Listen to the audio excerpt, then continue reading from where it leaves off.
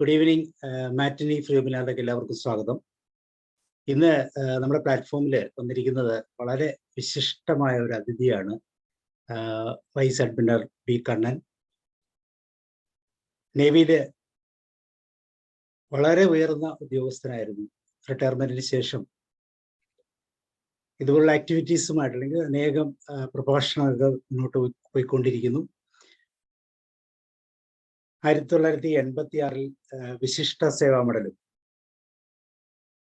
2009 അതിവിശിഷ്ട സേവാ മെഡലും നേടിയിട്ടുള്ള ഒരു മാന്യ വ്യക്തിത്വമാണ്. നിങ്ങളെല്ലാവരും പേരിൽ കണ്ണൻ സാറിനെ ഞാൻ ഇതിലേക്ക് ക്ഷണിക്കുകയാണ്. സാർ ഒരു ബ്രീഫ് ഇൻട്രൊഡക്ഷൻ സാറിനെ കുറിച്ച് പറയണം. കാരണം എനിക്കത് മുഴുവൻ വായിച്ച് പറയാൻ ബുദ്ധിമുട്ടുണ്ട്. അതുകൊണ്ട് തന്നെ ഒരു ഇൻട്രൊഡക്ഷൻ നൽകിക്കൊണ്ട് സാർ സ്റ്റാർട്ട് ചെയ്യാം. Sir, you are welcome. Sir, unmute here.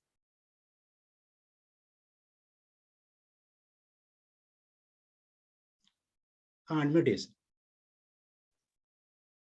Paranjolo, Dr. Sabu. Can I start? Yes, sir. Yeah, okay. Sir, or self-introduction would be just self-introduction of okay. Yes. So, first of all, good evening to all of you, ladies and gentlemen. I'm a product from Trivandrum Engineering College, where I passed out from in 1973. From 1973 to 2012, I served the Navy. I reached the highest portion a technical officer can reach in the Navy, which is called Chief of Material. And after retirement, I came to Coimbatore and settled down. My wife has also been in the Navy as a doctor. She retired as a Rear Admiral. So after her retirement, which is immediately after mine, few months after, we came to Coimbatore. We are settled down in Coimbatore. After that, I worked for 5 years in Larsen & Toubro as MD and CEO of their shipbuilding company in Chennai. That 5 years got over almost at the same time as the first lockdown took place. And thereafter, I have been in Coimbatore only. And pursue my interest in few subjects, one of them being new technologies which are coming in. I want to thank Dr. Sabu for giving me this opportunity to speak on a subject which is close to my heart. I know there are not many engineers in this group, so I will try and pitch my presentation which I'm going to give as if I'm speaking to a non-technical group. I have a presentation to upload, which I will do the next 1 or 2 minutes. But before that, let me say that technologies are always being developed to essentially to make progress and advancement. And they have an impact on the quality of our life. Some of the technologies, of course, can be disruptive in nature. They have an adverse effect on the style of our life, sometimes even on the core values which we have imbibed over the years. Many technologies are being developed in India de novo, right from beginning, while some technologies which are developed elsewhere are being adapted to Indian requirements by our scientists and by engineers. Technology is a very vast field. You can group them as technologies pertaining to life sciences, pharmaceutical, engineering, aviation, defense, space, marine. So you can have different groups of the various technologies which are being developed. But I'm going to look at the group which is pertaining to green technologies as well as technologies which make our life more safe. This is my theme today. I had told Dr. Sabu that I will speak on 5 technologies that have been developed in India. I've selected 5 of them out of the many which are in that list. But by the time I prepared the presentation, I realized I need to have one more. So I have made a small change, my topic to cover 6 technologies. I would cover the presentation about 40 minutes, and thereafter, if there are any question answers, I'll be very happy to. So I will share the screen of my presentation now.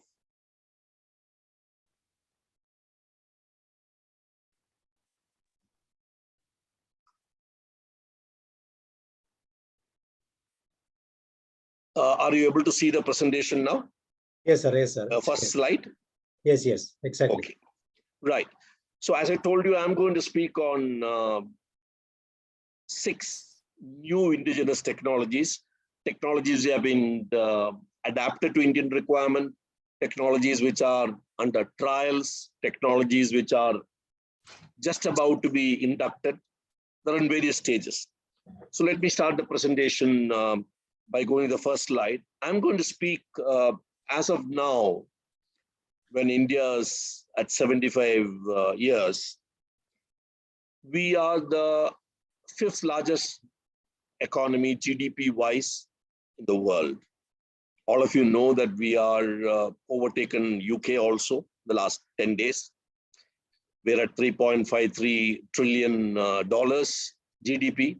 But the important aspect is, if you look at the sectorial breakdown of this GDP, agriculture is 17%, industry is 26%, and services are 57%. So in the services, a lot of issues are there which are pertaining to IT, health, tourism, etc. So in that services sector, one important component is called digital economy. This is a relatively new term. It has been there only for the last 5 years. This term pertains to those aspects of economy which are having a digital operation or a digital backbone. It is pertaining to banking, it is pertaining to governance these days, it is pertaining to IT sector, and it is expected that our digital economy will grow itself to nearly 0.8 trillion by 2030. But the important aspect is that the digital applications are coming in agriculture also. You must have seen that these days drones are being used by agriculturalists. In the engineering production side also, digital is coming in a big way, be it for design or be it for production or quality control. So digital economy has got influence not only in services, but also in agriculture, but also in industry, relatively a lower level. Therefore, digital infrastructure is very crucial to us, very, very crucial to us. And the indigenous development of new technologies in this field is vital, especially when you want to make it secure, when you want to widen it to pan-Indian status. We want everyone in this country, every village in this country to be connected digitally. So digital infrastructure is very critical to us.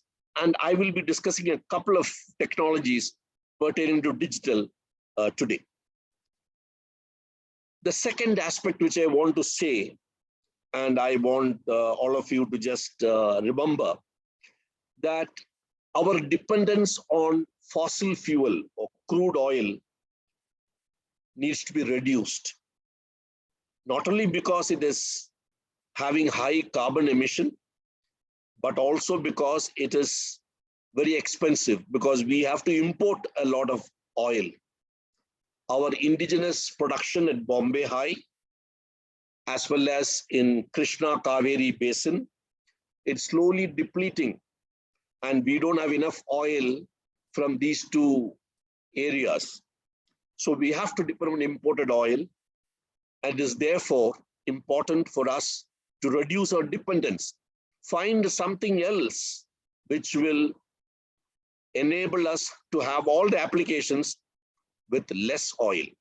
So the second technology is pertaining to new type of fuels, which will also give greener. That's why they call greener energy.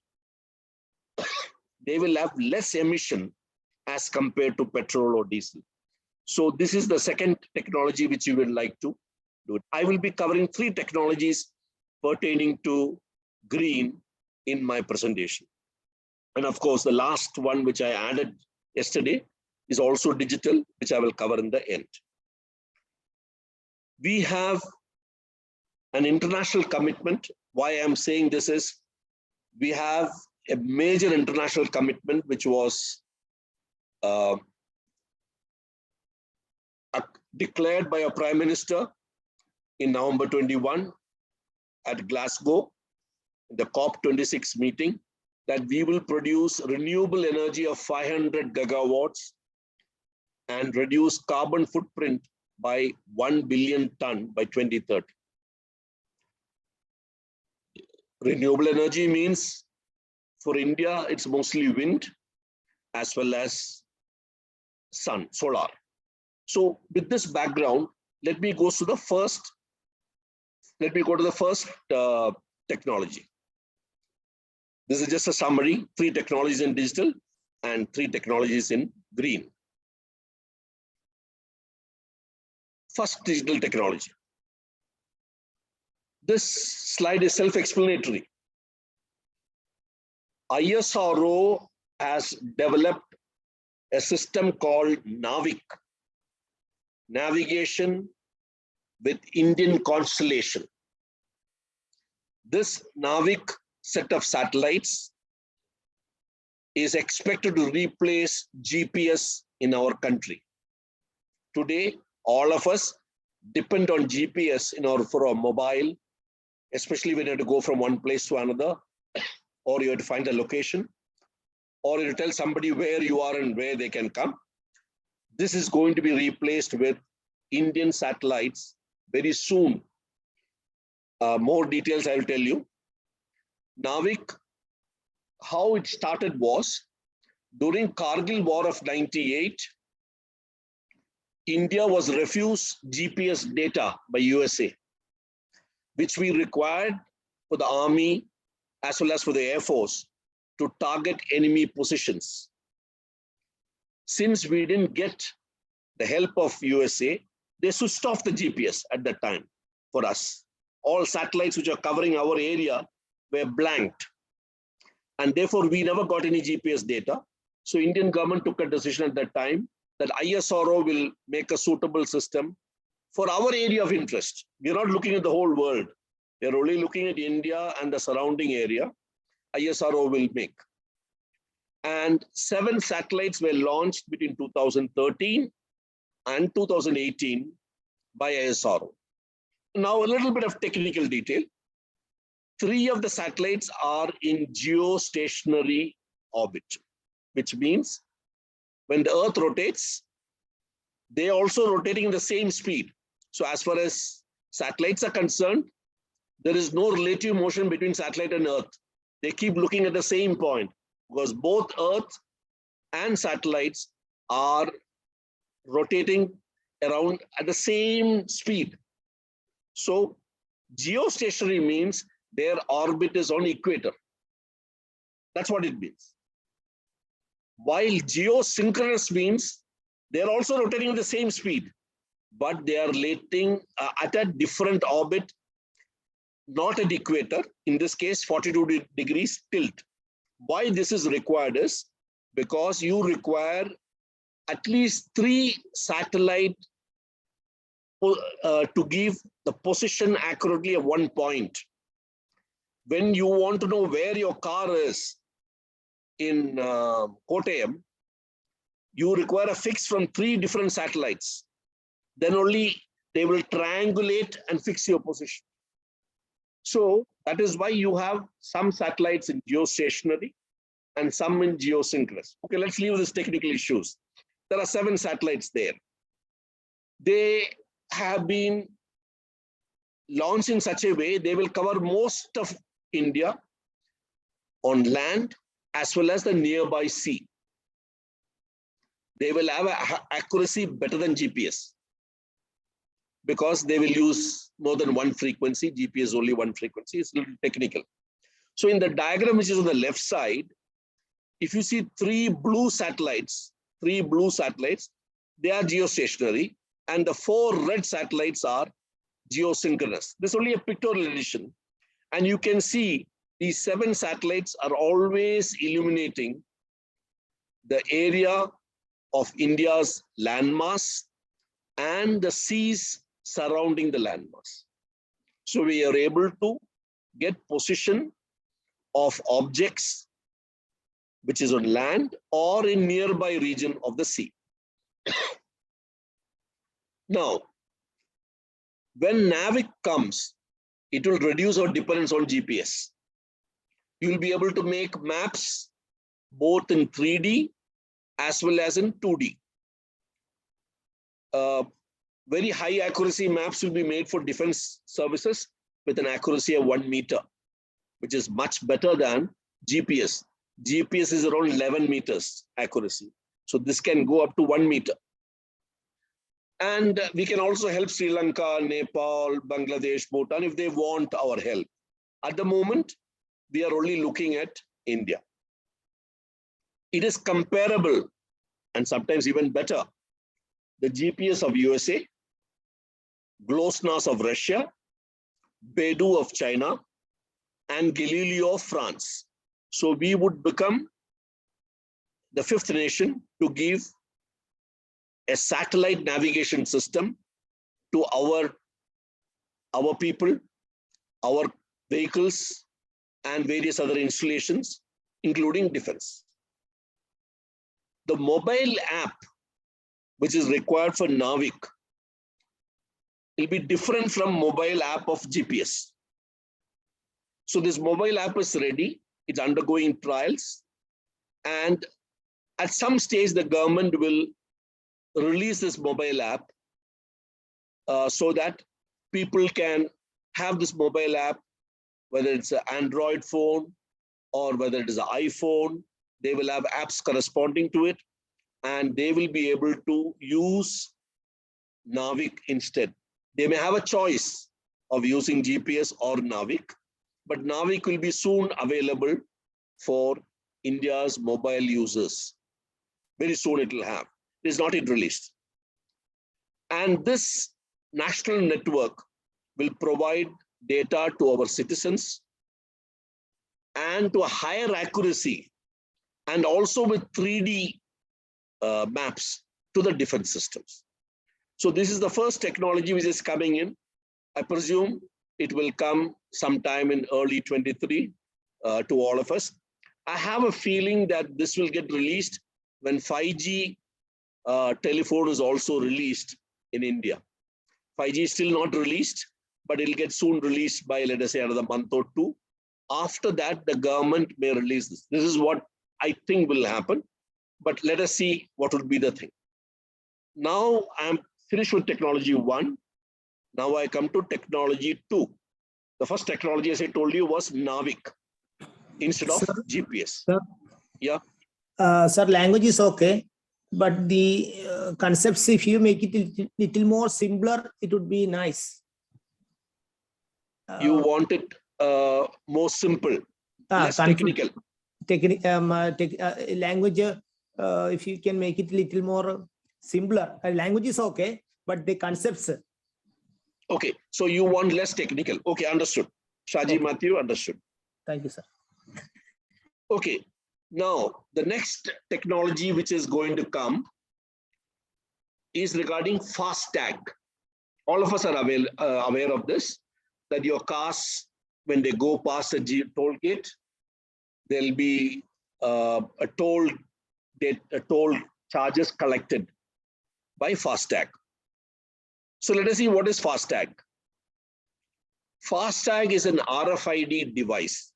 It is something like what is fitted on some items in supermarket, which they scan and they are able to tell that this item is so-and-so item, cost so-and-so, etc. It will also check any pilferage from the shop. If you take an item which has got an RFID fitted on it, that means it has not been billed and they will catch you at the gate. So FASTag is similar to that. It's an RFID, it's a radio frequency identity device. It is read at the toll gate by the sensor for it, and your bank account will be deducted. But only one disadvantage. When you cross the toll gate, you pay some amount, let us say 70 rupees you pay. But if after 5 kilometers you go away from the highway and you are not using the full highway, you don't get any discount. You pay the same 70 rupees. Just like another person who's using the full highway. So this is one disadvantage of FASTag. Many people are paying more than what they should. The second aspect is, in FASTag, you need to slow down so that your RFID can be read by the sensor. And there'll be one vehicle at least in front of you. So you slow down. About 45 seconds is the average delay at the toll gate. So you lose some time. And it also leads to vehicles idling for that time. So there is some carbon emission.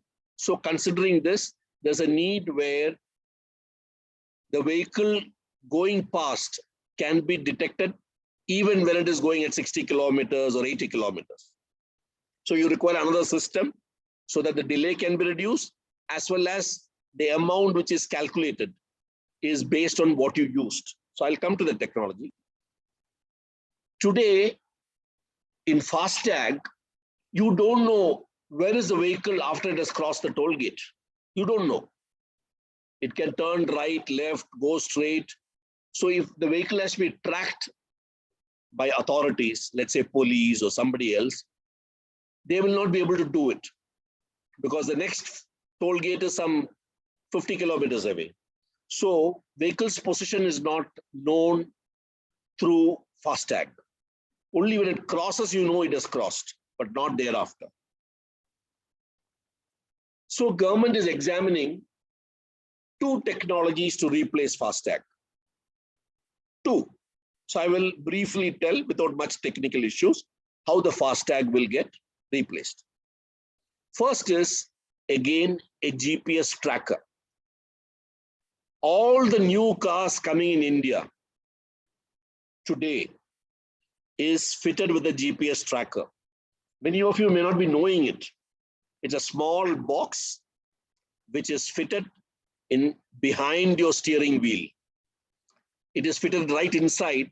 You can't see it unless you open the covers and all that. This GPS tracker is able to receive signals from 3 GPS satellites. And that will decide by triangulation the position of your car, whether it is at Kottayam railway station junction or it is on the highway, wherever it is. And that blue dot comes on your mobile. So when a blue dot comes on your mobile as the car position, it is given by the GPS tracker which is fitted in your car, which triangulates 3 GPS satellite signals. And therefore, if GPS is not there, if America switches off, USA switches off GPS, then this blue dot is not there in your mobile anymore. So let's go to the next point. There is a new concept which is coming, how you can charge the toll charges based on actual use. So I will show a diagram to you. The red box is a physical toll gate where now you're paying 70 rupees or 100 rupees. But if you don't pay that and you go past along this highway, these green points, they are geo-fenced virtual toll gate. They are toll gates, but you don't have to stop. You just drive past at the normal speed, full speed, whatever speed you want. It will pick up a signal from the GPS tracker fitted inside the car. So suppose you turn after the first blue circle, it will charge you only for that distance. If you go some more, past the second circle, it will charge you a little more. So in the toll collection is based on how much you are using. And these circles which I put here are selected in such a way that cars are charged only for the use of the highway. Half of the highway, 1/4 the highway, 2/3 the highway, whatever it is. So customers don't pay full charges. That is the principle in this. And more important, you don't stop at the toll gate. You just drive past as if it's an open road. Okay, so this is the concept. Second aspect is authorities will be able to track a moving car because it is going past those green circles. So if police wants to track your car, it is based on these signals from the virtual toll gate. They'll be able to find out where is the car now, where it has crossed one circle and where it is going. Not exactly you will know the position, but you will know where was it 10 minutes back, you will be able to know. So the disadvantage of this is every car should have a GPS tracker. GPS tracker is coming only in new cars, not in old cars. So old cars are also fitted GPS tracker if they have to use the GPS system. Second, there can be some legal issue that the government can track private cars. There can be some objection to it. So these are two negative aspects of this technology. And what will happen if GPS is switched off? Or what will happen if tomorrow Navik comes, then GPS is removed from India? So this technology has got some doubts whether it will be useful for us or not. That is why I'm going to the second option, second technology. Second technology is automatic number plate reader.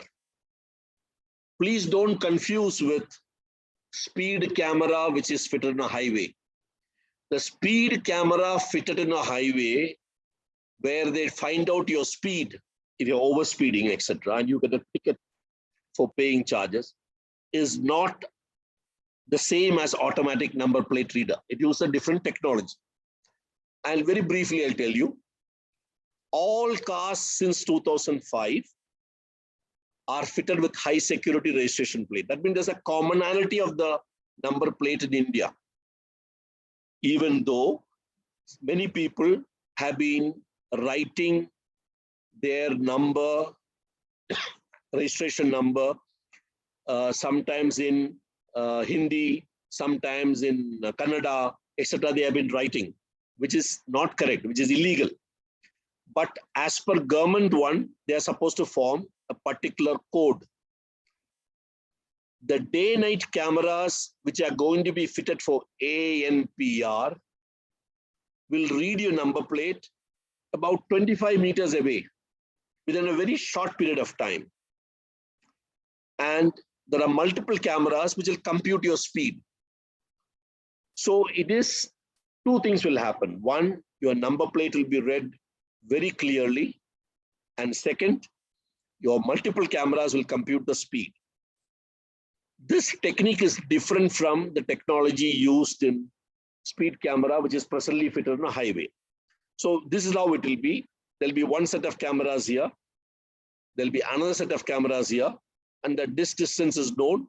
And the cameras will, the car will go and they will find out how much time it has taken from one to another and calculate your speed. Today, speeds are calculated by speed camera using a different technology called Doppler frequency, which has got some limitations. So this is a better technology which is going to be introduced in India. Right. Now, the camera uses, I can't, sorry. The trials have been started in Delhi Agra highway in August 22, and the government will decide soon whether they want GPS or ANPR. So this technology is FASTag will go away, and one of the two, GPS or ANPR, will come.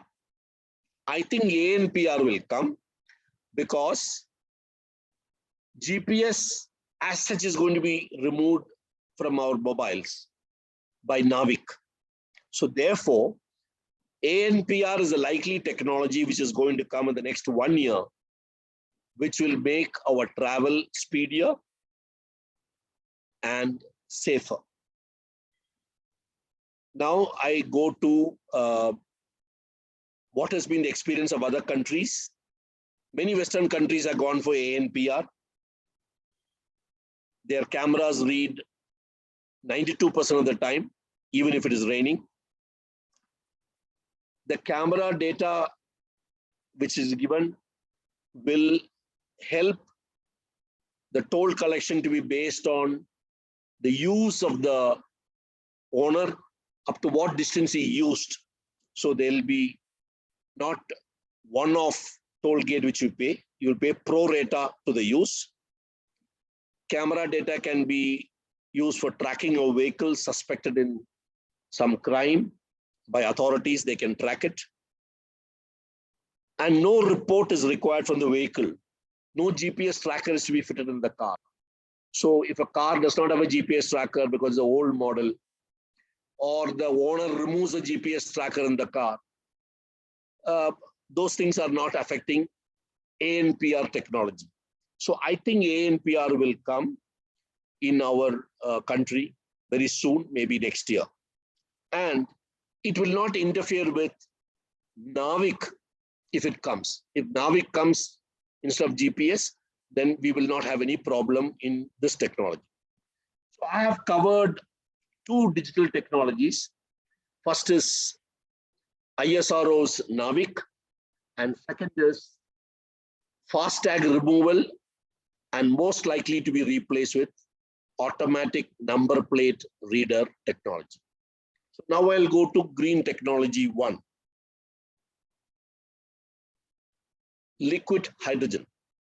You must have read in the papers recently many recent developments which have taken place in liquid hydrogen. And liquid hydrogen is nothing new.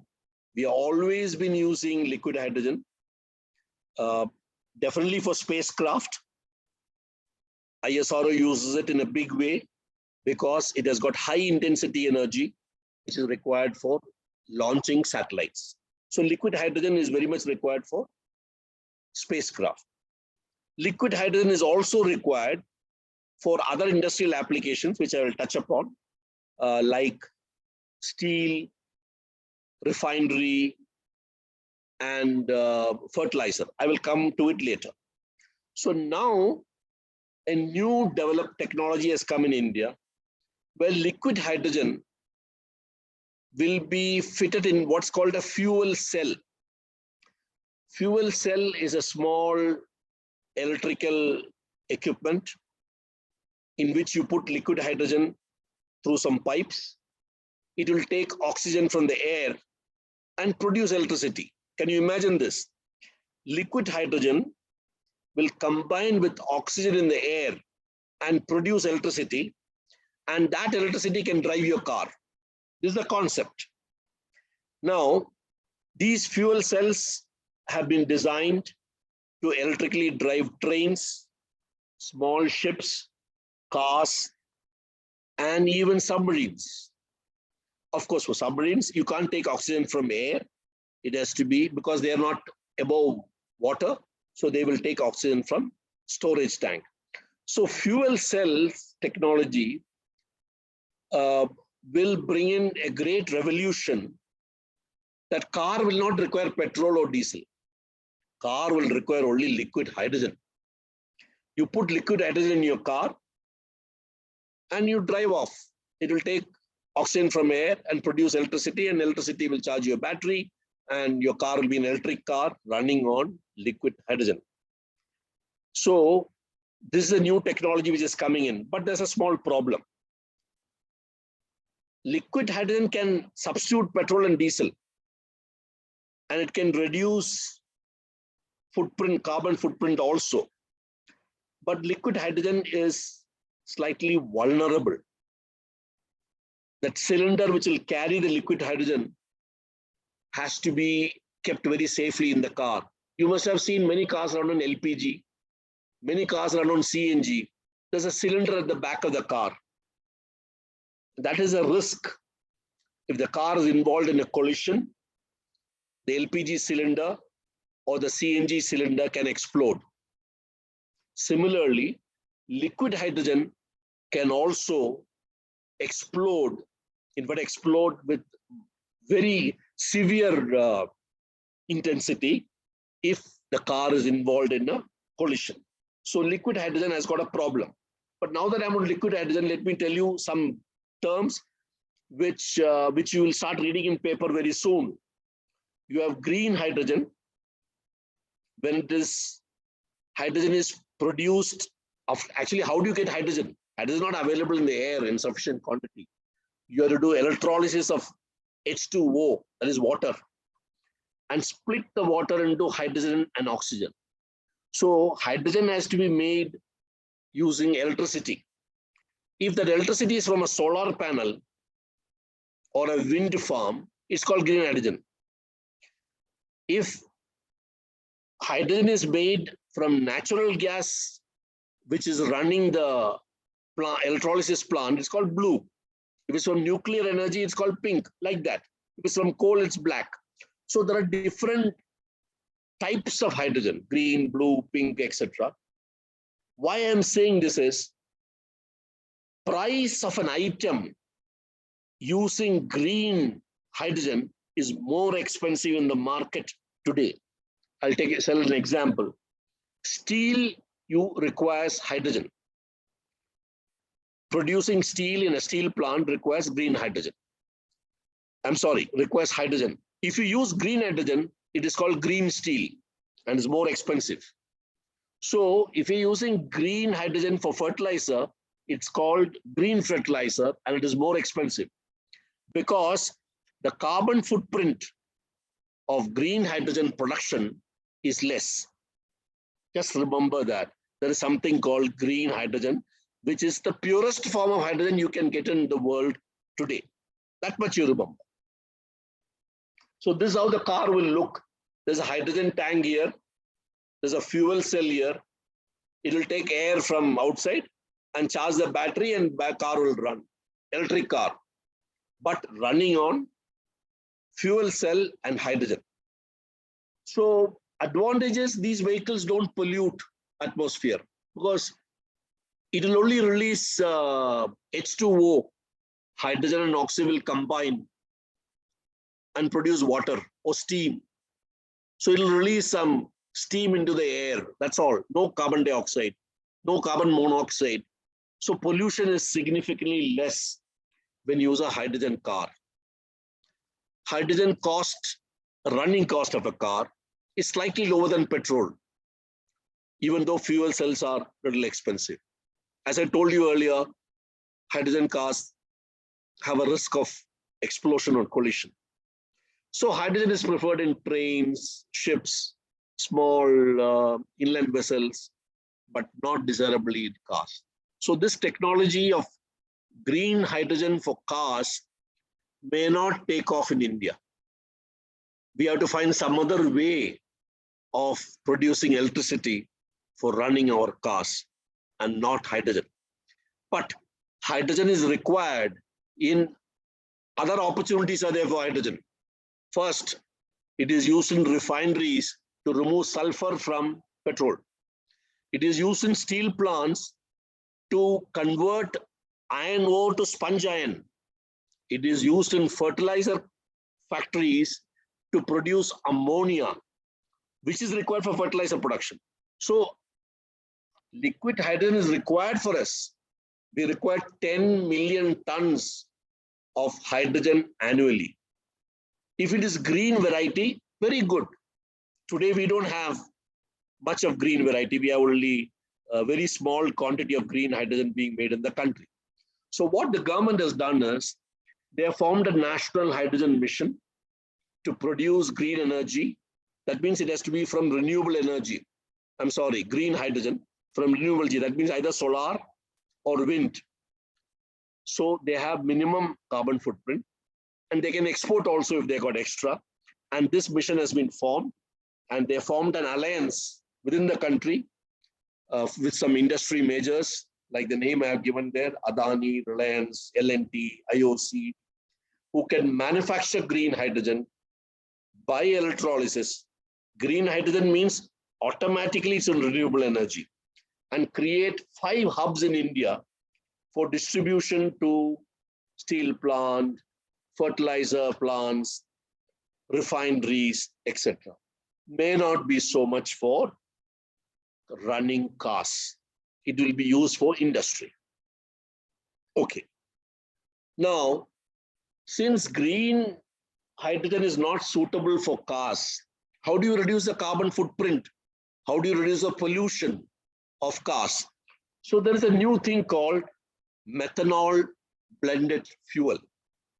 That means you add methanol to your petrol. You add methanol to your diesel. Methanol is generated from either biomass or high ash coal, which is there in India very much, or natural gas. You produce methanol. Up to 15% of petrol can be substituted by methanol. No negative effect. It will reduce greenhouse gas emission also by 20%.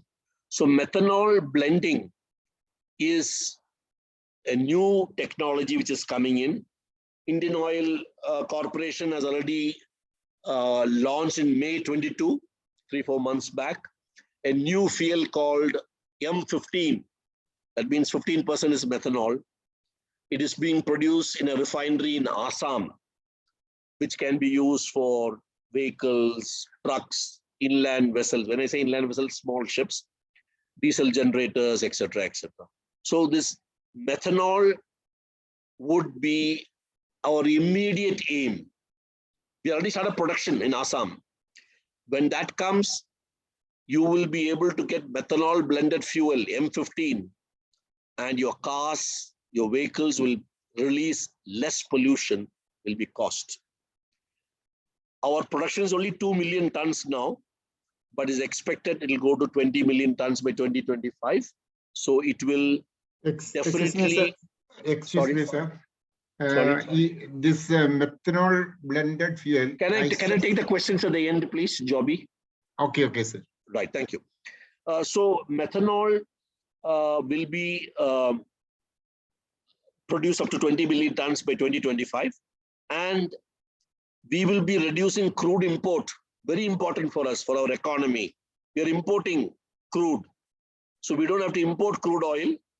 It will reduce, and we will substitute methanol in petrol and diesel and reduce pollution.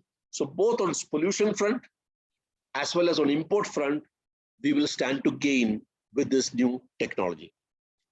Now, methanol economy that is based on this methanol blending and utilizing and distribution, etc., people see as a stepping stone for green hydrogen economy. And when both get combined, our oil imports will significantly reduce, which is good for the economy and good for pollution control, and our carbon footprint will come down. The number of tons of carbon we are releasing into air will come down. So with this, I finish the first green technology, which was pertaining to liquid hydrogen and methanol blended fuel, with methanol blended fuel taking the lead, coming first, and liquid hydrogen will come slightly later, especially green hydrogen, which is produced from renewable energy. Now I come to second technology, green technology, very simple. All of us know lithium-ion batteries. Many of you have got electrical cars, you know it is fitted with a lithium-ion battery. Even small mobiles have got lithium-ion batteries. There are many electrical equipment which have got lithium-ion batteries. The problem with lithium-ion batteries is, which is very much required for electrical vehicles, is we don't have lithium mines in India. We don't have lithium produced in India in sufficient quantity. We had to import lithium or buy finished lithium-ion battery from China, mostly from China. So we have an economy problem if we go the lithium way. Lithium will not be supporting our economy. We have to find another way of substituting lithium-ion battery. And that is what IIT Madras has done in May 22, 4 months back.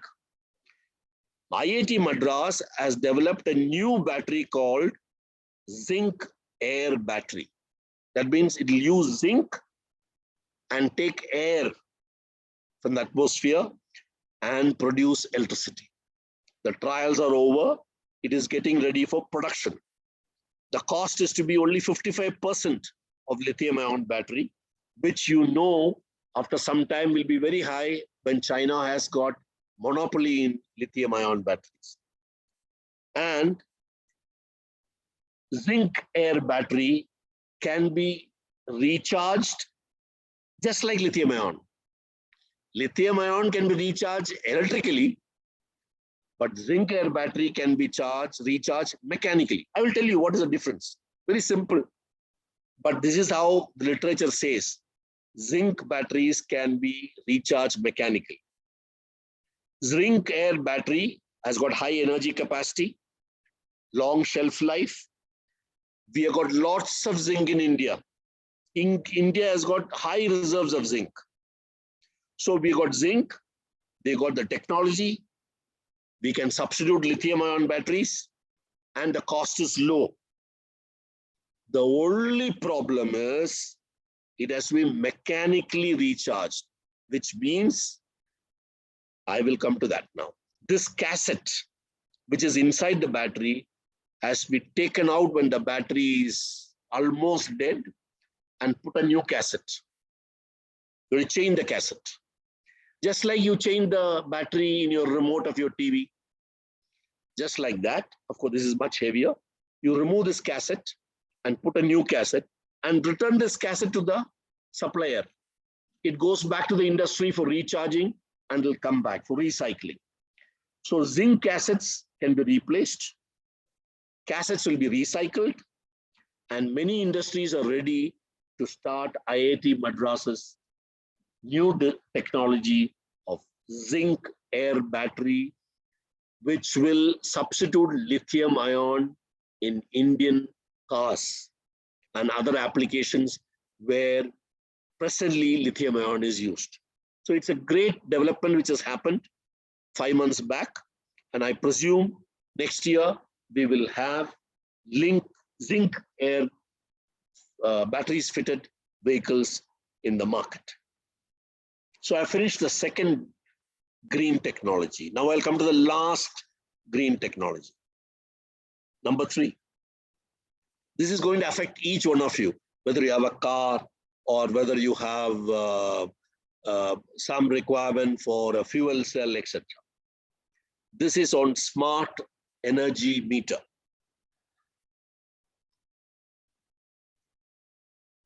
Today, now this is a very serious topic. Today, 20% of our power is lost due to transmission and distribution. 20%, while global average is only 7.5%. So you have a situation that we lose a lot of energy, power. Tamil Nadu Electricity Board, Kerala Electricity Board, any electricity board in India will have this problem. Okay. So what do? Second problem is our billing efficiency is only 85%. Even though you issue 100% bills, many bills are at flat rate because meter is not working. So you have a problem, a lot of money is lost. No wonder discom companies are running into losses. A lot of money is lost because of transmission distribution problem, and you don't know how to fix it. I will tell you why you're not able to fix it. And billing efficiency is poor. Now comes smart meter to overcome this problem and make the consumer aware. So I will tell you a little more on this, slightly technical, bear with me. You have an electricity meter in your house. It will tell you how much power you're consumed. Till that point of time, you're looking at the meter. You go in the morning and see, oh, I've consumed 100 units. You go in the evening and say, I've consumed 110. Oh, during the day, I've consumed 10 units. This you can't do every day. You can't be looking at the meter every hour to see how much have you consumed. Smart meter is a digital interface. It will tell you by SMS. It will tell you by WhatsApp how much power you consumed during the day. You want every hour, it will give you a report every hour. If you want once in 4 hours, it will give you a report once in 4 hours. It will not only tell you, it will also tell the electricity board what is the power Dr. Sabu's house has consumed from morning till evening and the night, etc. So the consumer becomes more aware, department becomes more aware. Now, why is the department important in this? Let us say there are 100 houses in a society, 100 houses. That means 100 meters.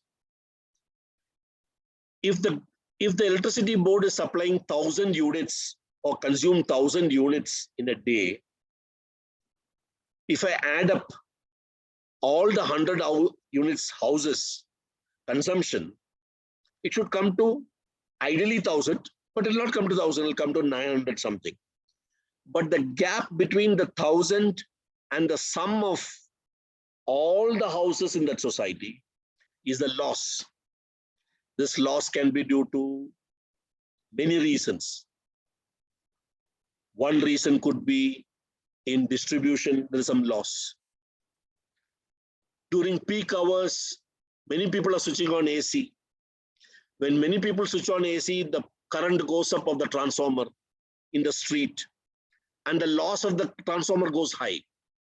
When everybody switches off AC, the loss comes down because loss is proportional to the load.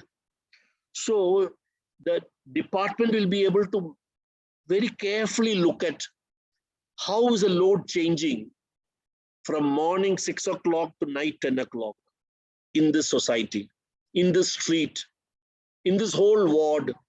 They can, in this whole district, they can do all this profiling they can do and find out why is the loss high. It can also detect if there's a theft, if there is a pilferage, it'll be able to do it. I give 1,000 units to this street, but all the people put together is only coming to 700. Where is the 300 going? I can understand 100 is lost. 200, somebody is pilfering, somebody is taking away the electricity. All these things you will be able to find out very clearly using the smart meter. The department will become more accountable because this data will be in the public domain. So therefore, smart meters are going to be the answer. It's already come abroad. We are going to bring, I'll tell you where we are in India now. Smart meters will educate you, will make the department more efficient. Now, one interesting aspect which Tamil Nadu has come last week. Last week, Tamil Nadu has said, if you consume power between 6 o'clock and 10 o'clock in the morning, or 6 o'clock and 10 o'clock in the night, you will be charged at a higher rate. I don't think it is there in Kerala now, but Tamil Nadu has already come with an idea. Why I say an idea is, today's energy meter cannot charge you like that. The reading will not tell you whether you consume between 6 o'clock and 10 o'clock or 10 o'clock and 4 o'clock. It cannot tell you. Only a smart meter can tell you at what time of the day or night you consume power. The profile is not available in today's energy meter.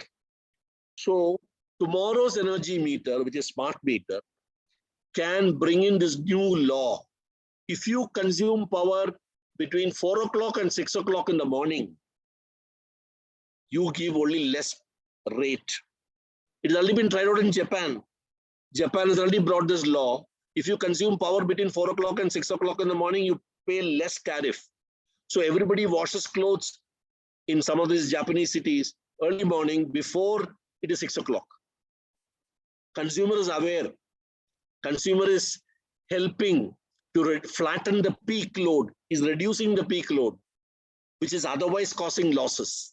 So look at this, consumers' participation in reducing electricity losses by flattening the peak. So where are we in this? So what the government has done, they formed a JV, joint venture of public sectors to supply and install 25 crore smart meters in various states of the country. They will come after discussing with Kerala State Electricity Board or Tamil Nadu State Electricity Board and fit the meter and go back, commission it and go back. How does the meter look? This is how the meter will look. They have already installed 44 lakhs meters in UP, Delhi, Rajasthan.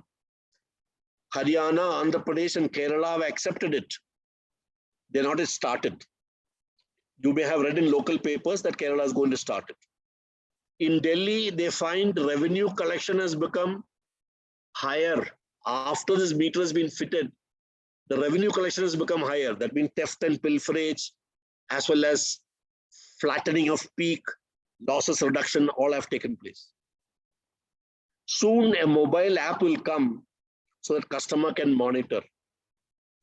They're also looking at prepaid option. You can pay in advance for 100 units during time your family is going to be having guests, etc. So you don't want any interruptions. You want to buy more power, you can go for a free prepaid option also. So this is the development on smart meters. It is going to bring in reduction in losses of electricity.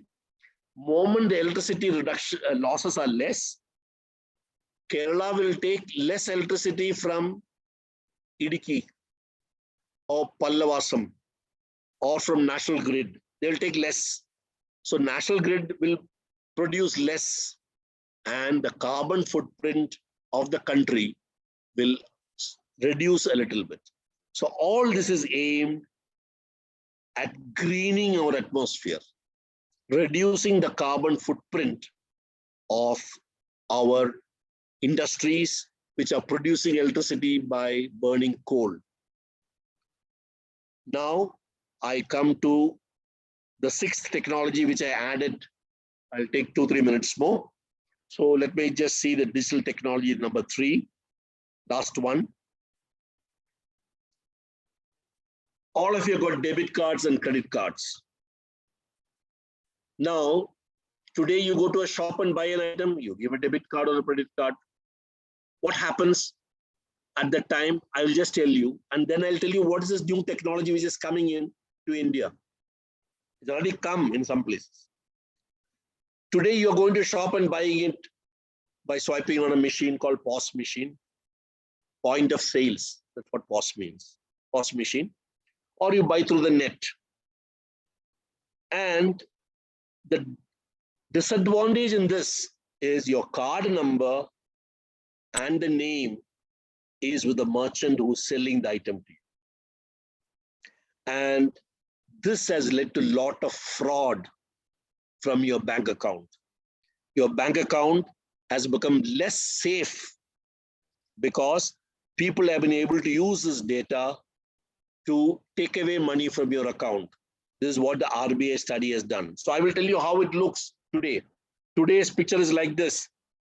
Customer goes to Amazon portal, orders an item, gives the card details. Amazon sends it to Visa. I'm taking Visa as a card. Example. It goes to the Visa card server. Visa card server sends to your bank, let's say State Bank, which sends an OTP to you. You reply the OTP and the money is paid to Amazon. This is what happens. Everything is okay. Your card detail, which is there with bank, is there with Visa, but the card details are given to the merchant called Amazon. Amazon is able to have access to this data. And if somebody can take away the data from Amazon, your name, your card details, what type of card, etc., all this will be known for any fraudulent activity later. So the government wants to make it difficult for any fraudulent one. So how is it happening? Let us see. So what has done Reserve Bank of India has said all credit cards, all debit cards, their data will not be shared with the merchant. And instead, they will get a mathematically constructed token, which will be developed, as I'll tell you in the diagram. So when Amazon sends your token here, what I've shown you is the first time. First time the token is made by Visa, it is shared with bank server, and it is known to you. Only the last 4 digits are same as card known to you. Next time you do it, when customer has to buy an item from Amazon, then the token is given. And that token goes straight to bank. Bank knows it is your account, Dr. Sabu's account. It will send an OTP to him. And when the OTP is replied, the payment is made. So your bank, the card details are not known to the merchant. And this process of tokenization is in progress now.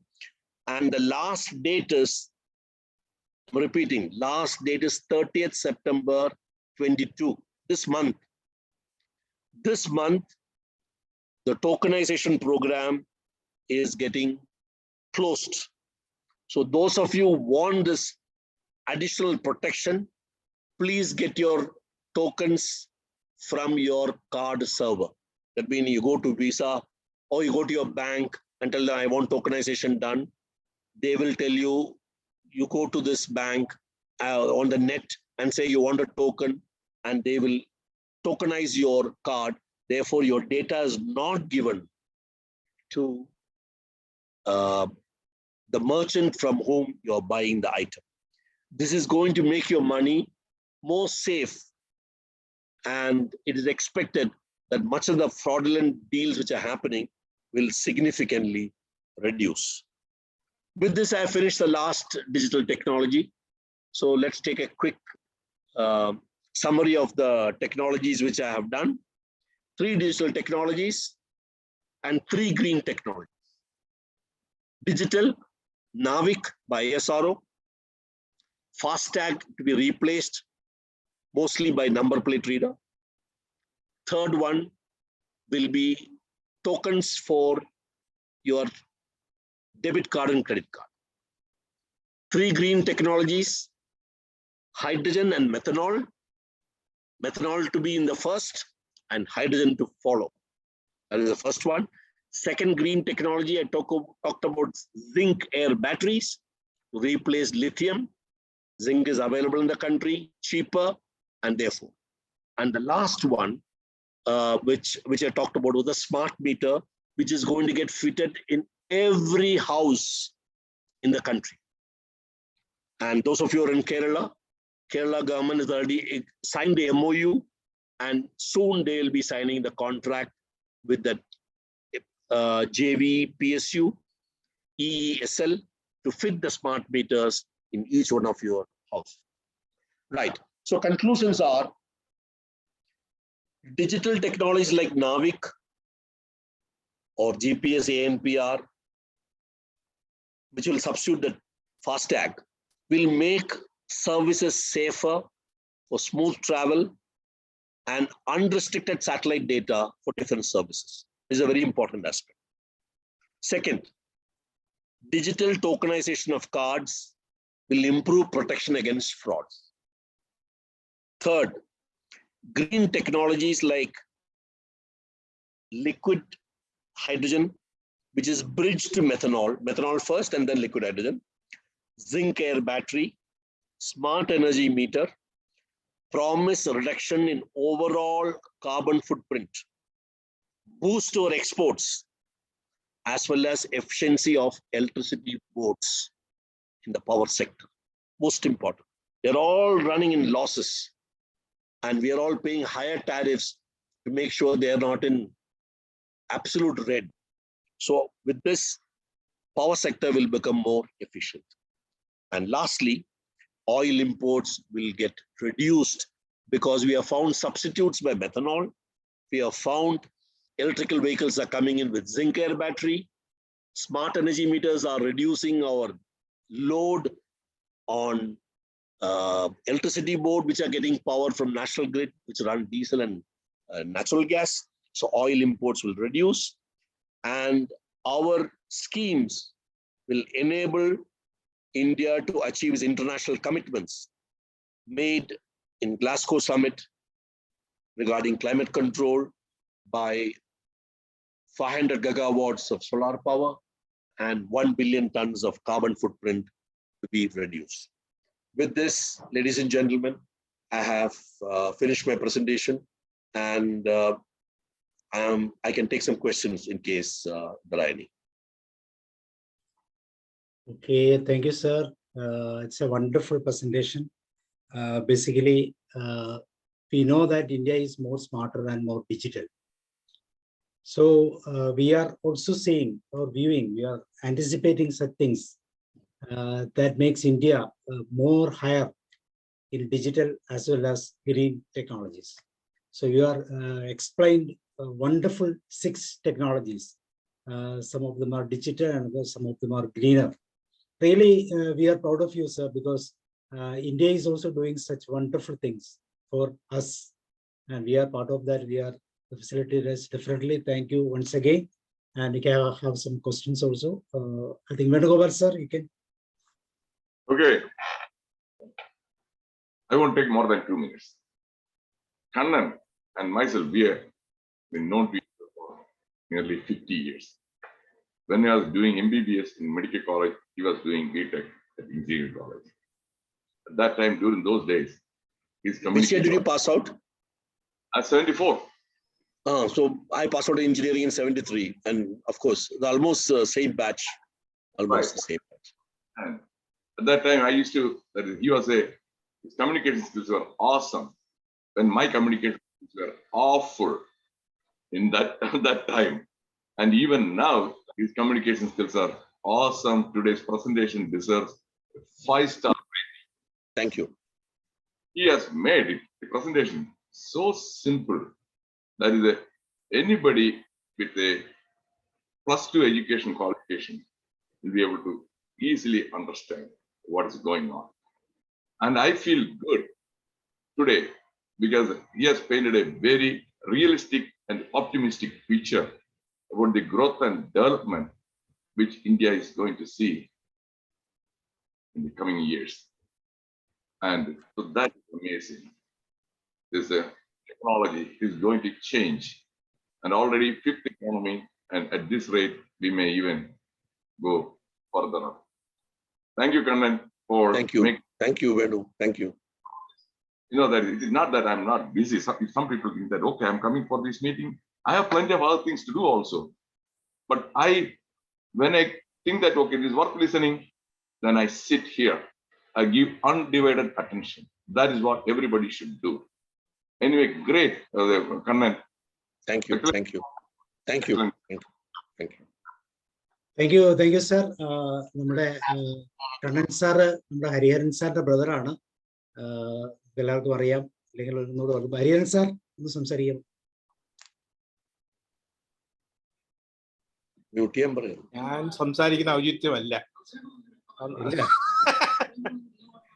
He can say it in a free way, no problem. Of course, when he has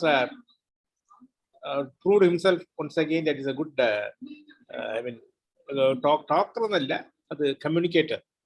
കാര്യങ്ങളൊക്കെ വളരെ simple ആയിട്ട്, and naturally he had a very successful career in Navy, not as a naval man, but as a instructor there also, in charge of the materials and other things. He has proved once again that he is good at his work. Thank you. But you can appreciate it, sir, no problem. Appreciation, Soya Shirialello. Yeah, appreciate him. Anyway, done exceptionally. I'm very proud. Thank you, sir. Surendra, sir, please. I have heard that Hindalco is developing aluminum air battery, which will be much cheaper. And they say that because it is lighter, it can be used for when aluminum air battery is used, the range is also high. What do you say about that? Yeah, I'm not very familiar with how aluminum air battery will get recharged. I'm not sure. I'm sure it must be mechanical recharging only, like changing a cassette. Right. I haven't seen any application at the moment in our country using aluminum air battery. But it's a good point which you have said. I will examine it further and then see whether it'll overtake zinc or not. I don't know how to come back to you, but Sabu will help me to come back to Surendran. I'll come back to you. Sure, sir. Sure, sir. Okay. Then, Jabi, sir, you have some questions? Soman sir, Yes, I have a meeting at 8:30. Okay, you continue. Sir, Kannan sir, very good presentation. In fact, I am a new man in this technological side because my area of activity is entirely different. But as a person to know a lot of general items, general knowledge, I could get a lot of informations as far as the necessity of being a green world to reduce the emission of carbon dioxide, etc. You got a lot of new idea, and that is a food for thinking and getting more and more informations. And thank you very much for presenting such a wonderful training class, so to say. Thank you very much. Thank you. Since there are many doctors and legal luminaries, as well as people not engineers, I think there are only 1 or 2 engineers in this group. I had intentionally kept it as non-technical as possible. Try to make the technology as simple as possible. If you are saying that you have been able to understand most of it, yes. Despite your lack of technical background, I'm happy and thank you very much for it. Thank you very much. Thank you. Thank you, sir. Joby, sir. Okay. Somebody wanted a question to be asked in between. Yes, sir. Volume come in there. Yes, congratulations, first of all, Vice Admiral B. Kannan. We are proud of you because you are a Navy person, and at the same time, you explained in detail what are the developing technologies in India. And my question is this: now we have the electrical cars here, and electrical cars are used using zinc, lithium-ion batteries now. And these lithium-ion batteries, what about the life and all these things? There is some doubt about it. And also, these lithium-ion batteries, if replaced by zinc air batteries, the same electrical energy can be used for recharging it. That is not possible according to you. Why it is not possible? Because here you said about it mechanically charged, this zinc air battery. What is the problem? No, okay, I'll answer this. This mechanically recharging is a high sounding word. So see, when batteries are made, They are made either as primary or secondary. Primary batteries are use and throw it away. Throw away. Okay, no recharge. Yes. But when batteries are designed to be secondary, that means they can be recharged and used. It is available even in torchlight. It is available in many applications, cameras. It is available in laptops, etc. Then the chemistry which is required is that you should be able to recharge it by plugging into the mains, by making current flow through that battery. Yes, yes. Now, zinc air, if you want it to be of secondary type, then the construction becomes a little cumbersome. It becomes very heavy. And the advantages of being primary is that you throw it away after using it. But here they're not throwing it away. They're removing the cassette and putting another cassette. That old cassette is taken back by the company for recycling with zinc, and it will come back to the shop again.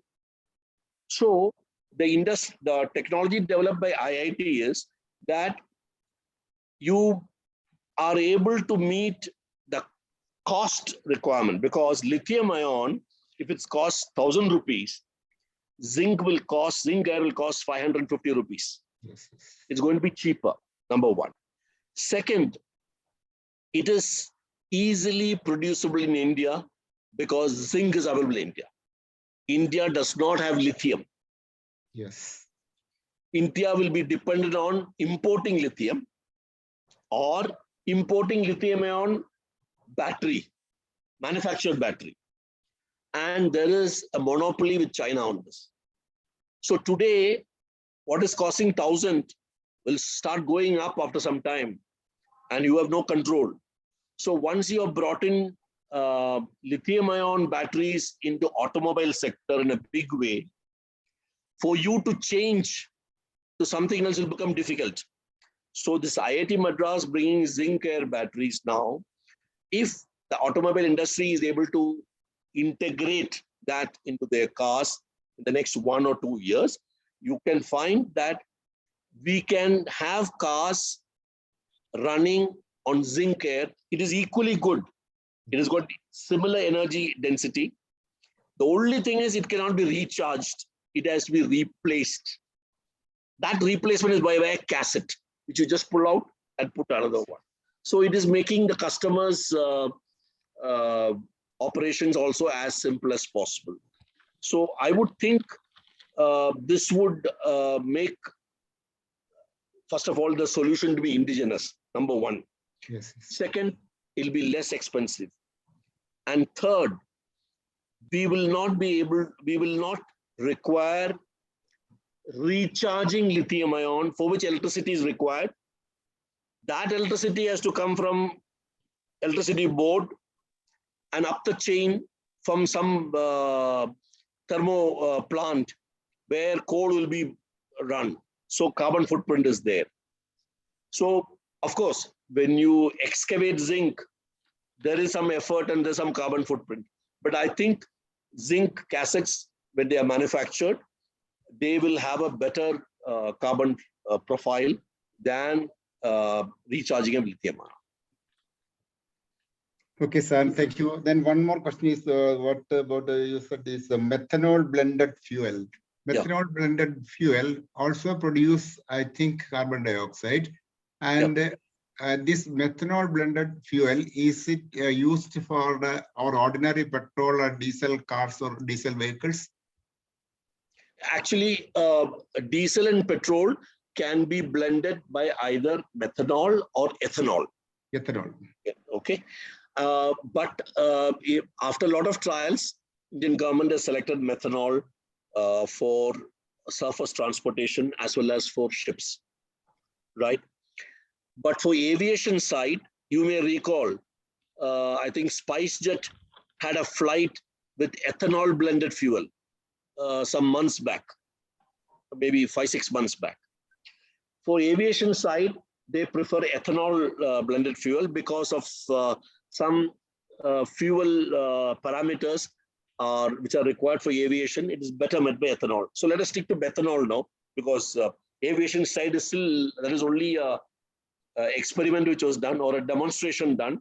It is not got into regular stream, but methanol has been tried out. 15% of petrol can be substituted by methanol, or 15% of diesel can be substituted by methanol, and that will reduce carbon emission, right? And it will give the same performance. Now, when you reduce, how do you produce methanol? Methanol can be produced from bio material, or it can be taken from coal, or natural gas. So you find methanol can be produced in India with available resource in India. You don't have to import from Middle East. Yes. So 15% of diesel which is coming from Middle East, or crude which is coming from Middle East, can be substituted by methanol produced in India with Indian items. Yes. So you save on economy. Yes. Right? You save on carbon footprint. These are two main things in methanol blended fuel. Okay, thank you. Thank you for your wonderful class. And your class is entirely different from all other classes going on. You're making me a class teacher now. Actually, your presentation was very good and it's informative for us, and the new technology. One more thing is that the 5th largest GDP, that India will become more than that within the coming years. Yes. So that is your intention, I think. Thank you. No, it will overtake, there's no doubt about it. It will overtake Japan soon. Yes. After some time, it will overtake Germany also. Germany is in great trouble. Yeah. It doesn't have enough gas because Russia is closer to heat up winter time. It doesn't have. The biggest chemical factory in the world is in Germany called BASF. It is under threat of shutting down 50% of its capacity because of, it depends on natural gas, which is coming from Russia, which is not going to be there because of the Ukraine problem. So there are many issues, but I think we will go up to 3rd position in another 2-3 years' time. Yes. Even thank you, sir. Thank you. Thank you very much. Thank you very much. Yeah. നാളെ നമ്മുടെ class glimpse of humour ഹരിയൻ സാറാണ് നമുക്ക് വേണ്ടി എടുക്കുന്നത്. ഇതുപോലെ വളരെ serious ആയിട്ടുള്ള വിഷയങ്ങളിൽ സ്വല്പം ഹ്യൂമർ ഒക്കെ വെച്ച് നമുക്ക് സ്വല്പം കൂടെ ഇത് ചേഞ്ച് ആക്കാം. എനിവേ ഹരിയൻ സാർ നാളെ ക്ലാസ് എടുക്കുന്നതായിരിക്കും. Okay, Venugopal sir. Yes. Vedagopal sir is also an engineer from BSNL. Can I see him? Sir, we got valuable information from you regarding our new technological developments arriving shortly in India. In fact, we know that we are depending GPS of USA. We are importing oils from foreign countries. In all these cases, we have to become independent. That is a fact. So this kind of developments is very much essential as far as our India is concerned. Because of these developments, we can reduce the carbon print and also the pollution in the roads. Then the most attractive point, the car users can only give the payment for their consumption only. That is a very good suggestion, sir. I will respect and appreciate your point, sir. Thank you. Thank you. Okay, thank you. Okay. Sabu, anything else? Yes. Anybody else? വേറെ ആർക്കെങ്കിലും എന്തെങ്കിലും സംസാരിക്കാനുണ്ടോ? George sir, Indira മാം, Shaji sir കേൾക്കാമോ? Shaji Mathew sir ചോദിക്കാം. സാറിന് എന്തെങ്കിലും doubts ഉണ്ടെങ്കിൽ ചോദിക്കാം. He's A principal in higher secondary school. your Sir, admit you, please. Sir, admit you. in the method of class comment Anyway, your presentation is wonderful, sir. In fact, it is an eye-opener. We are not getting the latest information as such. Only through net we get it. But this kind of presentation, especially about the use of methanol, or in fact times I experienced the electricity problem very much. I have a very high bills coming, but to find out the cost, it is rather difficult because I'm hard pressed for time. So the possibility of getting a smart meters will reduce that problem. Anyway, you covered so many points, which is an eye-opener for others. I took photos of it so that I can share with young children who are interested in such matters. Thank you very much, sir. With your permission, Dr. Sabu, I just want to tell you the smart meters. The smart meter concept actually came about 5-6 years back for water. Yes. In Bombay, they fitted smart meters in one ward in the city. All the houses were fitted with smart meters, which was imported from Australia. And then they found if 100 liters were supplied from the water board, only 75 liters reached houses. 25 liters were being lost or wasted. Now, once they knew this digital information from each house, how much water they received, they were able to locate where is the leak. First house so much, second house so much, third house so much, and then they found where is the leak, and they could plug the leak, and they improved the water supply in that ward within 2 months' time. Of course, these meters were imported from Australia only for this project, and this is another project which has been included in Smart City in many places in India. I'm not aware of where all smart meters have been fitted with water in India, but it is likely to be fitted soon as a part of Smart City mission. From there only this concept came to electricity. Yes, yes. Yeah, thank you. George, sir, anything? Sir, one more thing I want to add is nowadays we have the digital meters in our house, electric meter, and it is more complicated. There are so many readings coming continuously. What is our consumption reading that it is not able to find out from that readings. So it is so complicated. This present energy meter is good for the lineman, right? It is not good for it is not meant for a customer. It will show you phase A voltage, phase B voltage, phase C voltage, current A, B, C. Of course, they don't call it ABC, they call red, blue, yellow. This, what is the power factor? These are not required for the customer. Yes. Customer should know how many units I consume. Yes. That's right. When did I consume it? Between night 8 o'clock to morning 4 o'clock or 6 o'clock when I switched on my AC, how much did I consume? Of course, you can go to the meter, take a reading at night 8 o'clock and go next morning and take another reading and find out that you consume so much. But now with this digital information, it will come on your mobile through the app. This is your consumption. The graph will come. This is how you consumed.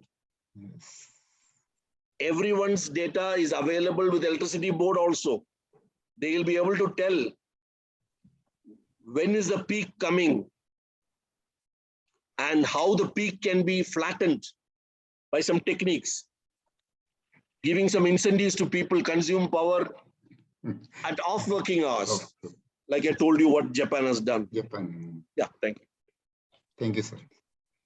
George, sir. Thank you, sir. Vice Admiral B. Kannan, sir. Yes, sir. Sir. Great presentation.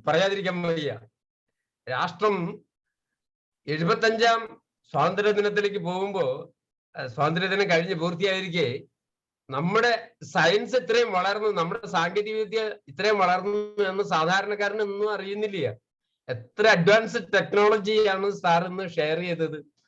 ഒത്തിരി മനംദസ് നിറഞ്ഞു അഭിമാനം തോന്നുന്നുണ്ട്. ഒത്തിരി സന്തോഷം sir. Thank you sir. George sir ഒരു നേവിമാൻ ആണ്, naval ബേസിലായിരുന്നു ജോലി. Okay. Thank you sir. Sir, I have a question. Beyond ഒരു ടെക്നോക്രാറ്റ് എന്ന തലത്തിൽ സാർ ഇങ്ങനെയുള്ള ഡീറ്റെയിൽസ് എല്ലാം കളക്ട് ചെയ്യുന്നത്? How you are collecting such details and you are very perfectly doing presentation? No, I can't say that I'm perfectly doing first, but I'm making efforts. I know in this group of Dr. Sabu's group, there would be not only engineers, there will be a lot of other professionals. So, and there are some developments taking place in our country. So I'm doing a very limited, humble service.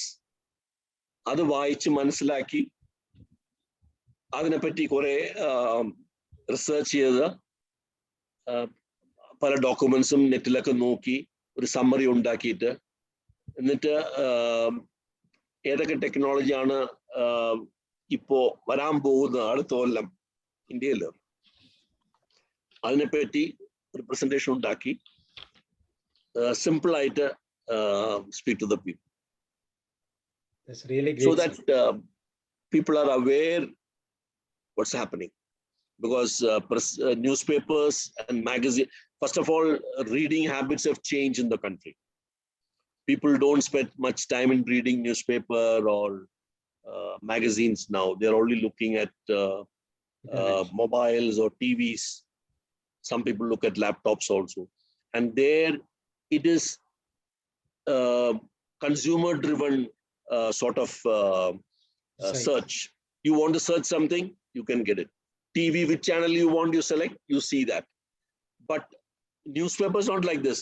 What the editor feels should come to you, he prints it and gives to your house, and you read it. So you are able to. It's a different way. Something being given to you, and you searching for something else. So everything does not come these days in paper, news media, print media. So I have used the internet as well as some other publications to find out what is the latest. And technology induction into the country has been a subject of my interest. Yes, yes. So I took this topic to share with you all. Definitely, that's what I am looking for also. Okay, thank you, sir, very much. Thank you very much. Thank you. You also can have some other topic also, very interesting, very latest topics. Okay. Yeah, I'll come back to you. I have your number. I'll come back to you. Dr. Sabu, thank you very much, and to all other people who are still there. Sir, thank you very much. Sir, we salute you because you dedicate your life to protect our country. Thank you. Hats off you, sir. Thank you. Thank you. Can I leave? Sure, Can I leave? Sure, Sabu? Sure, sir. Sure. Okay. Sure. Thank you. Bye. Thank you. Leave. Okay. So Hariharan sir, എനിക്ക് സാറിനോടാണ് പറയാനുള്ളത്. വളരെ മനോഹരമായ ഒരു class. അത് അത്രമാത്രം നമ്മൾ പല technology ബേസ്ഡുള്ള ക്ലാസ്സുകൾ നമ്മളിവിടെ എടുത്തിട്ടുണ്ട് ഈ പ്ലാറ്റ്ഫോമിൽ. പക്ഷെ ഇത്രമാത്രം ഈ പറഞ്ഞു വരുന്ന അത്ര ക്രിയേറ്റീവ് ആയിട്ടുള്ള ടോപ്പിക്, അത് നമ്മുടെ ഇന്ത്യയുടെ ഇത്രമാത്രം ഒരു സ്മാർട്ടർ അല്ലെങ്കിൽ ഡിജിറ്റൽ ഇന്ത്യ എന്ന് പറയുന്ന തലത്തിലേക്ക് നമുക്ക് മുന്നോട്ട് പോകാൻ സാധിക്കുന്നുണ്ട് എന്നറിയുന്നത് തന്നെ വളരെ സന്തോഷമാണ്. അപ്പൊ ഹരിഹരൻ സാർ പ്രത്യേകം താങ്ക്സ് പറയുകയാണ്. It's A wonderful event. Anyway, അത് നല്ല ഇംഗ്ലീഷ്, അത് എനിക്ക് ഇഷ്ടപ്പെട്ടത്. നല്ല സിമ്പിൾ ഇംഗ്ലീഷ്, മലയാളം മനസ്സിലാക്കുന്നതിലും അതിലും ഭംഗിയായിട്ട് സാർ ആ ഇംഗ്ലീഷിലാണ് ക്ലാസ് എടുത്തത്. വളരെ സിമ്പിൾ ഇംഗ്ലീഷ് ആണ്, എല്ലാവർക്കും മനസ്സിലാകുന്ന രീതിയിൽ. അത് വെൽ എക്സ്പ്ലെയിൻഡ് ആണ് അല്ലേ?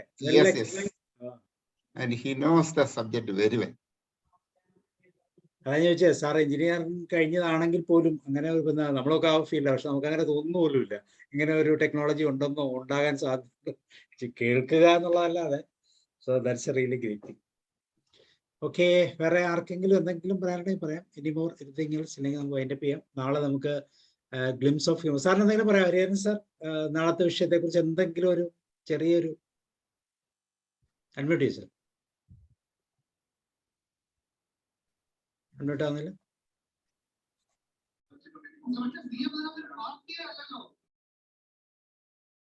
നാളെ നമ്മളെ ദിവസം ഞാൻ നാളെ മുഖവരിയായിട്ട് പറയാൻ പോകുന്ന ഇത്രയേ ഉള്ളൂ. വളരെ സീരിയസ് കാര്യങ്ങളൊക്കെയാണ് കേട്ടോണ്ടിരിക്കുന്നത്. വളരെ സീരിയസ് കാര്യങ്ങളൊക്കെ. I believe in seeing life in a lighter fashion.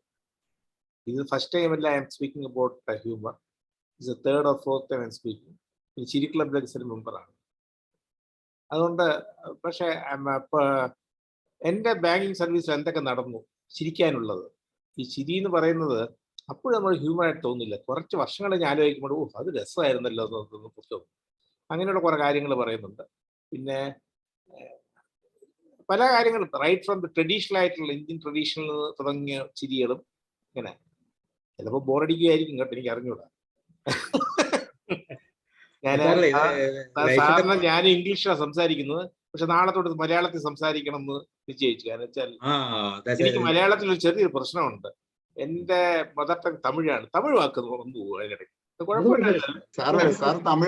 തമിഴും ഇംഗ്ലീഷും മലയാളം ഏർപ്പാട് ചേർത്തിട്ട് അതല്ല, മലയാളം സംസാരിക്കുമ്പോ തമിഴ് വന്നു പോകും. തമിഴൊന്നും കുഴപ്പമില്ല. ടോക്ക് ഒരു 25-30 മിനിറ്റ്സേ കാണത്തുള്ളൂ കേട്ടോ, അതിൽ കൂടുതലൊന്നും കാണത്തുന്നില്ല. ആർക്കും ചോദ്യം ചോദിക്കാനൊന്നും ഇല്ല. എന്തോ ചോദിക്കാൻ നിങ്ങളുടെ ഹ്യൂമർ അതുകൊണ്ടാണ് എടുത്തത് കേട്ടോ. എല്ലാരും സീരിയസ് ചെയ്യുമ്പോ നമ്മളെപ്പോഴും സീരിയസ് ആയിരിക്കുന്നത് ശരിയല്ല. ഇടയ്ക്ക് ഒരു ജോക്കൊക്കെ വേണം.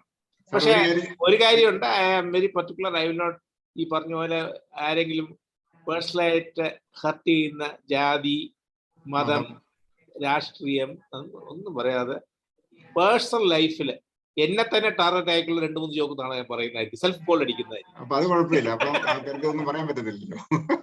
അല്ല, ഞാൻ തന്നെ അനുഭവിച്ചത്.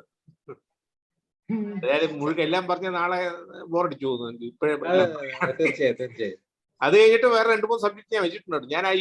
ഞാൻ for information ask me, I have given talk on art of cooking. Can you art of cooking? ഒരു ആണുങ്ങൾ എങ്ങനെ കുക്ക് ചെയ്യണം എന്നുള്ളത് ഞാൻ ക്ലാസ് എടുത്തിട്ടുണ്ട്. Very good. Art of gossiping, കുശുമ്പ് പറയാ. ഞാൻ ഇങ്ങനെയുള്ള സബ്ജക്ട്സ് ഒക്കെയാണ് എനിക്ക് വലിയ ഇഷ്ടം പറയാൻ. ഇതിൽ ബാക്കിയൊക്കെ സീരിയസ് ആണ്. ഞാൻ എന്റെ പ്രൊഫഷൻ ഇവന്തോ ഫിസിക്സ് ഒക്കെ പഠിച്ചവനാണ്. I was national science channel student കേട്ടോ. ജോബി സാറെ പണ്ട് നാഷണൽ സയൻസ് ചാനൽ കിട്ടിയ സ്കോളർഷിപ്പ് കിട്ടിയതിനാ. ഒന്നും പോകാതെ റിസർച്ചിന് പോകാതെ നേരെ ബാങ്കിങ്ങിൽ വന്നത്. ഞങ്ങളുടെ വർക്ക് ഒരു ഡൾ റൊട്ടീൻ വർക്കാണ്. എനിക്കറിയാം സാർ, എന്റെ വൈഫ് കാലത്ത് വന്ന കയറിയ രാത്രി ചിലപ്പോ എപ്പോ പോകുന്നു പറയാൻ പറ്റത്തില്ല സാർ. എനിക്കിത് അറിയാം, ഞാൻ അനുഭവിക്കുന്നത്. എന്റെ ഭാര്യ കാനറ ബാങ്കിന്റെ ചീഫ് മാനേജർ ആയിരുന്നു. അതുകൊണ്ട് ഞാൻ അനുഭവിക്കുന്ന ആളാണ്. റൊട്ടീൻ വർക്കാണ്. ആൻഡ് ബാങ്കുകാർ ഇരുന്നാലും ഇനി വിഷമമൊന്നുമില്ല.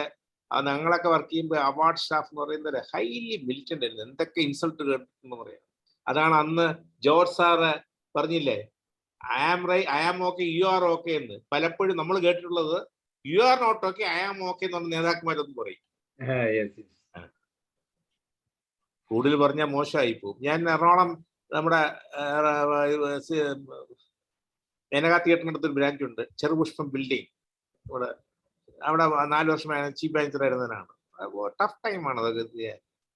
എന്നുവെച്ചാൽ അവരാണ് ഭരിക്കണം എന്ന് അവർ പറയും. നമ്മളെ കൊണ്ട് പറ്റത്തില്ല, സമ്മതിച്ചു കൊടുക്കാൻ.